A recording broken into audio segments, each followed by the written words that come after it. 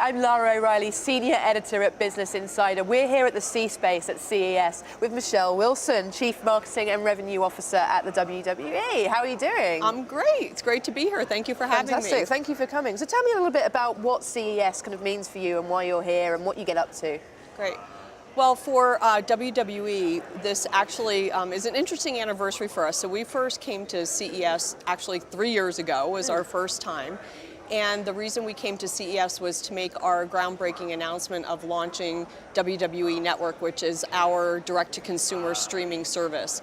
And we thought CES was the best place to do that, and we hadn't really participated before. And it turned out to be really the news of the conference that year, 3 years ago, because other than Netflix and Hulu, we were really the first content creators to take that leap and kind of disrupt our own business model to go direct to consumer, and we thought CES was absolutely the best forum to do that. And since then, it's been going great guns, I hear. It's been growing. There was a stat about it was the fastest growing, or one of the fastest growing subscription video on demand services. How have the last 3 years been for WWE Network? It's been an amazing ride, to say the least. Has been a great success for us. So for us, it really was transforming our pay-per-view business model. So for those not familiar with WWE, our biggest events, our best content was really viewed in pay-per-view, which you had to buy through your cable operator, your satellite provider. And that was a $45, $50 proposition, and now direct to consumer, you can buy the network for $9.99 a month. And since then, we're now at 1.5 million subscribers, so we are the 5th largest OTT service in the US, so we're right behind the biggies, Netflix, Hulu, Amazon, MLB.TV, and then WWE Network. So we're really pleased with the growth that we've experienced, and it's hard to believe that 3 years has passed. We've learned a lot, and we're extremely pleased with the growth. We're available in 180 countries around the world, the same service, and again, about 25% of our subscribers are from around the world, so out of our 1.5 million. So beyond kind of subscription and streaming, how else is tech disrupting your business? You know, the biggest thing for us is because we are a content creator, I think the biggest shift for us has been really understanding where our fans are consuming our content. So whether it's on Snapchat or Facebook Live, that it's really required WWE to think differently about how we're producing content for different platforms. It can't be a one-size-fits-all. So on Snapchat, knowing that it needs to be vertical and short and entertaining. Facebook Live really is our talent, giving you kind of a peek behind the curtain. So it's really forced us to think differently about not just producing for a TV audience, which has been our business model for so many years, but how to develop for consumers that are watching on different devices, and really has changed the way we think about how we create and tell stories on different platforms. And how do you adapt to that? Do you get the kind of the TV producers kind of trained up in Snapchat? Do you have to hire in new people? How does that work? We do a little bit of both. Yeah. We actually have our television producers kind of stick to the television production, but we have an entire digital team that we brought in a lot of young talent who are users of those platforms, and it helps them to really think about how to produce content that makes sense and tell our stories on those platforms. So we have a digital team of probably about 100 to 120 that their sole focus is creating content for YouTube, creating content for Facebook Live, creating content for Snapchat. And it really is a different mindset and a different skill set. And so we've hired a lot of individuals to help us pursue that as a new opportunity. And so that 120, how does that compare to the TV production side? Is it a kind of similar amount, or a bit more, a bit less?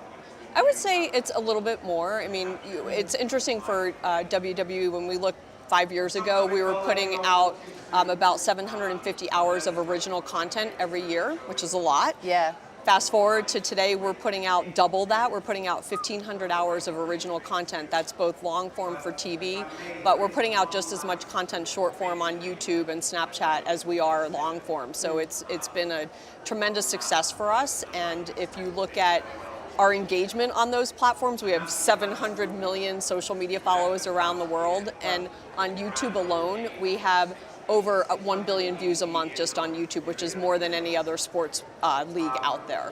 So rather than, a lot of businesses have been kind of disrupted by digital and it's made a turn for the worse, you must be just monetizing that content left, right, and centre, because you've got so many extra hours and so many different platforms and distribution places to be able to reach your consumers and hopefully make some money from them as well.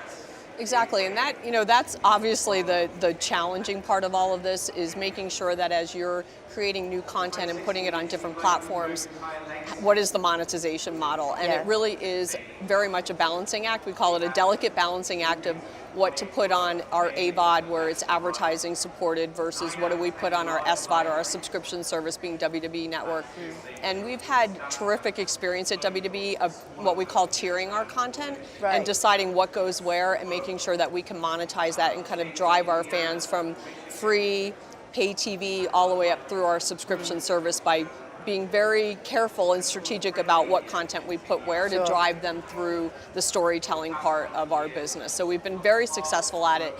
And the new technology kind of just gives us new platforms to do that and to monetize that. Sure, so you could do the kind of taster on social media, and then the creme de la creme is the pay TV or the live events. Exactly. We kind of bring them in through digital and social, and then we drive them through. Again, TV is still a really important part of our ecosystem, pay TV around the world. That's where our long storytelling happens, but then we engage them through digital and social and then send them through the funnel, if you will. And do you think that's helped you amass kind of more fans than you ever would have had just on TV alone, especially internationally? Absolutely. We see digital and social and new technologies as a rising tide, not as a zero-sum game. So for us, we've absolutely seen our engagement levels increase, and we believe that content is just driving the growth of our fan base around the world.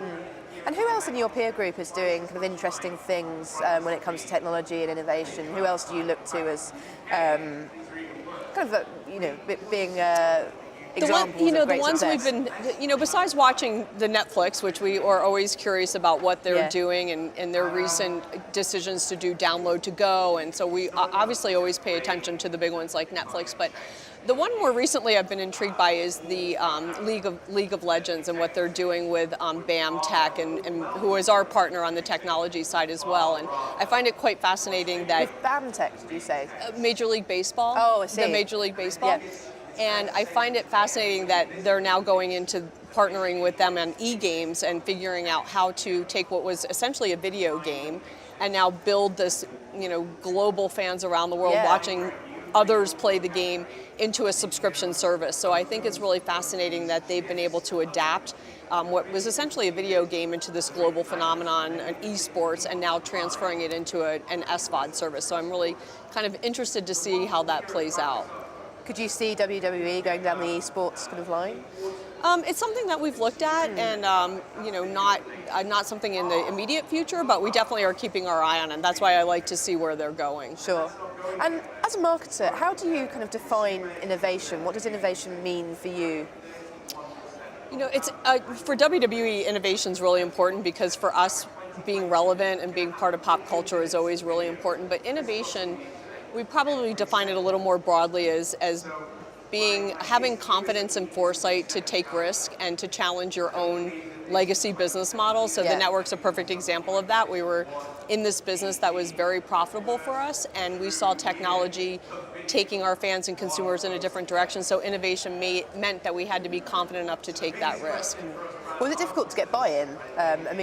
First off, when you were launching the Wwe Network and you were talking about maybe going down this line, or did everyone kind of get on board and get excited by it and realise that we have to adapt to change, otherwise we're going to miss out. Yeah, I think we were, for us we saw that as the future. We were looking at our fan base, and they happen to be large, heavy consumers of video content on digital platforms, whether it's Netflix or Hulu.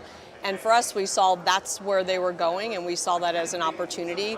The challenge is then to innovate and say, okay, that's where we need to go, but in the process, you have to disrupt your own business model. So that's the part that's tricky, and I think innovation is about taking risk and being willing to walk away from the tried and true. And it takes a lot of guts to do that. And we have a great leader at the top in Vince McMahon, who's a tremendous entrepreneurial leader and visionary that gave us the confidence to go in that direction. Yeah, I guess sometimes you have to kind of cannibalize the old business in order to grow the new one. You do, and For some companies that are larger, I think it's harder to do that. Legacy businesses that have done the same thing for 20 years and have been doing just great until now. Exactly. Very difficult to kind of turn the ship for us. We're such a flexible and nimble organization that we kind of create our content. We were able to go in that direction and be very flexible. So we were fortunate to be able to take advantage of what technology has provided to us as a content creator. And now, walking around the convention centre here, have there been any technologies that you've been particularly kind of struck by and excited by? You know, well, I think it's interesting. Over the holidays, I was with my family, and my brother-in-law was part of the beta test for Alexa. So I hadn't really experienced it before, and I see that Alexa has been integrated into a lot of different consumer goods here, which I find fascinating. So it was interesting to me that over the holidays I was like, Alexa, tell me about WWE, and she gave me a response. She said, it is a professional wrestling organization. So it was actually very entertaining. It was very interesting that you can ask Alexa. But I find it fascinating that it's been one of the headlines here at CES in terms of how that technology is being integrated into kitchens and appliances and other consumer goods. So that's been pretty fascinating to me. And is it something that you think you could use in your job? We're definitely looking at, you know, how could we integrate that in, you know, how would that play out into the WWE network as an example. So I think it's really got my wheels turning about how does that apply to our business. So absolutely. Fantastic. And talk to me a little bit, you were talking about the kind of distribution channels that you're using, you know, Snapchat, YouTube, Facebook. Which ones do you think are just perfect for your audience? I mean, I guess that you were talking about the tiering system, and they all play to different advantages. But as we look at things like live video, we love Snapchat because we get to a different demographic, and it's fun, and it's an easy way to engage with our brand, whether it's lenses or we're talking with Snapchat about original shows, which will be, again, another way for the younger audience. On the Discover channel, that's really interesting. To integrate. On Facebook Live, obviously we love the opportunity to take our fans where they can't normally go with our superstars and see what they're doing on a kind of day-to-day basis. So I would say, literally, we kind of customize our content to the platforms.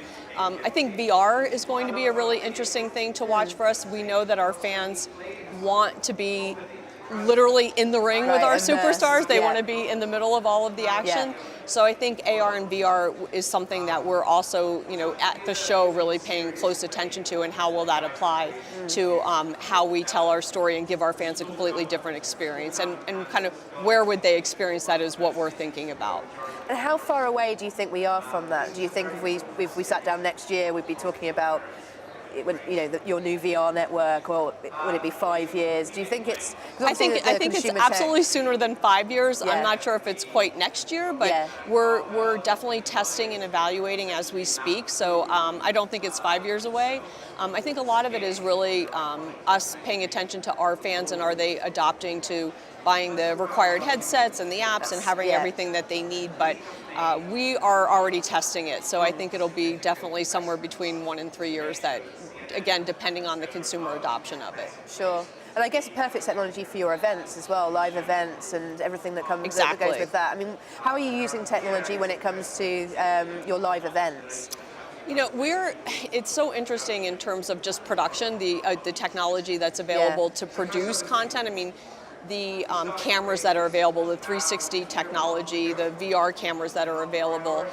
Quite frankly, what you can shoot on an iPhone kind of changes the way we're thinking about how we cover things. So for us, it's not just the standard television production anymore. Technology has really changed for us. How else can we bring access to our fans cost effectively through new technology? So our entire television production team is always looking at how can technology make us faster, better, you know, more cost efficient to deliver content to more of our fans around the world. So they're here taking a look at everything that's out there. Sure. And Michelle, are you an early adopter yourself? Do you kind of try out new tech early on? I have to admit, I still have a BlackBerry, so I'm not sure what that makes me. But I do have an iPhone, and I have an iPad. I have an iPad Pro. Yeah, so I still have an iPhone. I have an iPad Pro. Yeah. Still have my BlackBerry. Like I said, not sure what that makes me. But after experiencing the Alexa over the holidays, I actually just purchased Google Home.